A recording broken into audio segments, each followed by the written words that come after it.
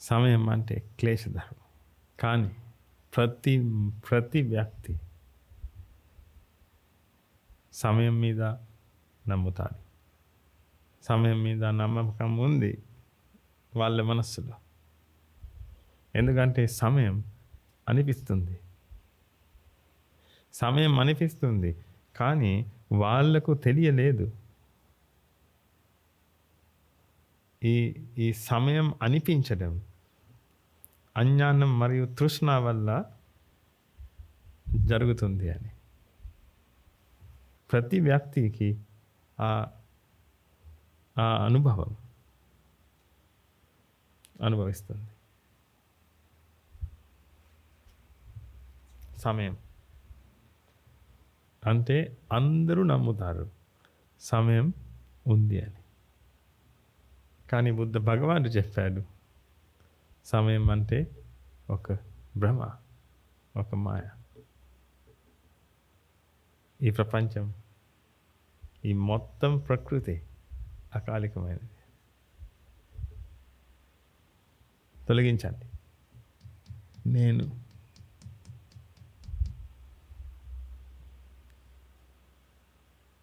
తొలగించండి. మీకు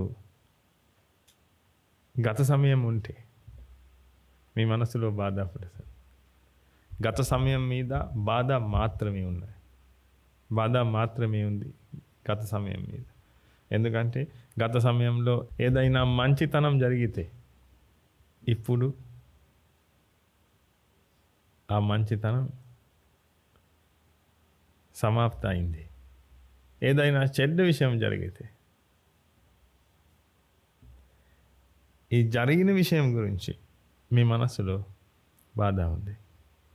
బాధ అంటే పశ్చాత్తాపం ఉంది. అందుకే గత సమయం మీద పశ్చాత్తాపం మాత్రమే ఉంది మీకు. గత సమయం ఉంటే దుఃఖం ఉంది. భవిష్యత్తు మీద భయం ఉంది. భవిష్యత్తు మీద బాధ ఉంది, పీడ ఉంది.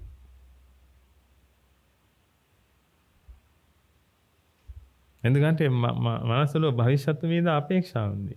ఎందుకంటే అది మీ భవిష్యత్తు. ఒక్కటే భవిష్యత్తు ఉంది, అది మీ భవిష్యత్తు. ప్రకృతిలో భవిష్యత్తు కాదు. గత సమయం ఉంటే అది మీ గత సమయం.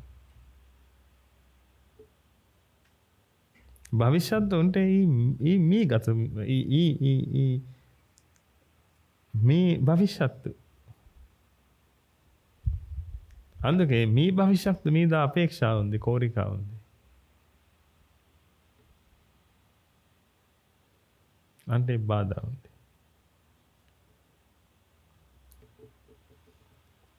గత సమయం మీద పశ్చాత్తాపం ఉంది. అందుకే మీ మనస్సు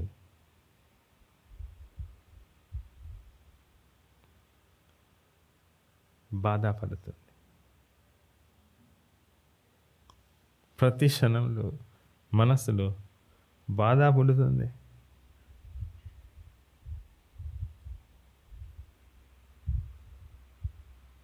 సంతోషం లేదు.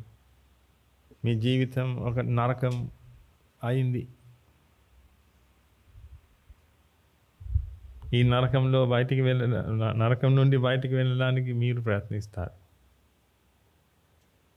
ప్రతి వ్యక్తి ప్రయత్నిస్తాడు. నరకం అయింది. ఆ నరకం నుండి బయటికి వెళ్ళడానికి ప్రయత్నిస్తాడు.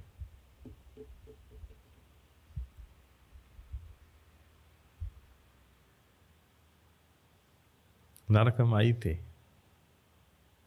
నరకం నుండి బయటికి వెళ్ళడం అసాధ్యం. నరకం అవ్వడానికి ముందు మనస్సులో శాంతి పొందడానికి మార్గం ఉంది. మనస్సులో శాంతి ఉంటే బాధ లేదు. బాధ ఉంటే శాంతి లేదు. శాంతి తీసుకోవడానికి మార్గం ఉంది. బాధ తీసుకోవడానికి మార్గానికి ఏదైనా అవసరం లేదు. ఎందుకంటే అది జరుగుతుంది. కానీ శాంతి తీసుకోవడానికి మార్గం ఉంది. బుద్ధ భగవానుడు చెప్పాడు, అది 6 అష్టాంగిక మార్గం. అర్థం చేసుకోండి ఈ కారణం గురించి. సమయం ఉందా లేదా అర్థం చేసుకోండి. ఇది ప్రపంచం, ఇది మీ జీవితం. ఈ కారణం వల్ల మీ మనస్సులో శాంతి లేదు. ఈ కారణం వల్ల, ఈ సంఘటన వల్ల కాదు. మీ తల్లిదండ్రులు చనిపోయారు, అది ఒక సంఘటన. అది ఒక గత సమయం కాదు, భవిష్యత్తు కాదు, ప్రస్తుతం కాదు. అది ఒక సంఘటన, హేతు కలిసినప్పుడు జరిగిన ఒక సంఘటన. కానీ నేను ఉన్నాను అని ఆలోచన ఉంటే, ఈ చనిపోవడం గత సమయంలో జరిగింది. ఈ గత సమయం ఎవరిది? నాది. గత సమయం ఉంటే ఎవరిది? నాది. అందుకే ఈ చనిపోవడం, తల్లిదండ్రులు చనిపోవడం గత సమయంలో ఉంటే, ఈ గత సమయం ఎవరిది? నాది. తల్లిదండ్రులు ఎవరిది? నాది. ఇప్పుడు బాధపడుతుంది, ఇప్పుడు పశ్చాత్తాపం పుడుతుంది. అందుకే మీరు బాధపడుతున్నారు. నిన్నటి ఏదైనా సంఘటన జరిగింది, ఏదైనా సంఘటన, ఒక వ్యక్తి మీకు తిట్టాడు, అది ఒక సంఘటన, అది జరుగుతుంది, అది జరిగింది, అది ఒక సంఘటన. కానీ మీరు ఉంటే, నేను ఉన్నాను అని ఆలోచన ఉంటే, ఇప్పుడు నేను ఉన్నాను అని ఆలోచన ఉంటే, అది ఆ సంఘటన గత సమయంలో జరిగిన సంఘటన అవుతుంది. గత సమయంలో జరిగిన సంఘటన ఎవరిది? నాది. నాకు అది జరిగింది. అందుకే ఇప్పుడు కూడా మీ మనస్సులో పశ్చాత్తాపం జరుగుతుంది, పుడుతుంది. అందుకే మీ మనస్సులో సంతోషం లేకపోవడానికి కారణం ఇది, నేను ఉన్నాను అని ఆలోచన. అది పుడుతుంది తృష్ణ వల్ల. తృష్ణ పుడుతుంది అజ్ఞానం వల్ల. అందుకే అనిత్య దుఃఖ అనాత్మ ఈ మార్గంలో కీలక ఉంది. అది జ్ఞానం. నిత్య సుఖాత్మ అది అజ్ఞానం. అజ్ఞానం ఉంటే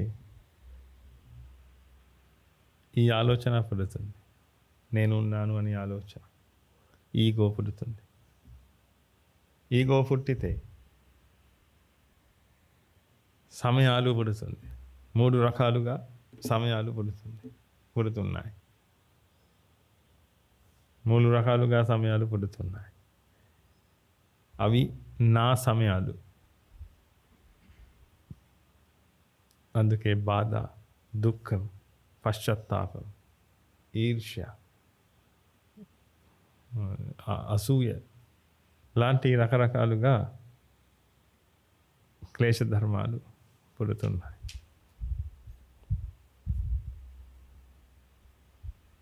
అందుకే సంతోషం లేదు, అందుకే శాంతం లేదు. డబ్బు కారణంగా కాదు, ప్రేమ కారణంగా కాదు, అజ్ఞానం వల్ల, అజ్ఞానం కారణంగా ఈ కారణాలు జరుగుతున్నాయి.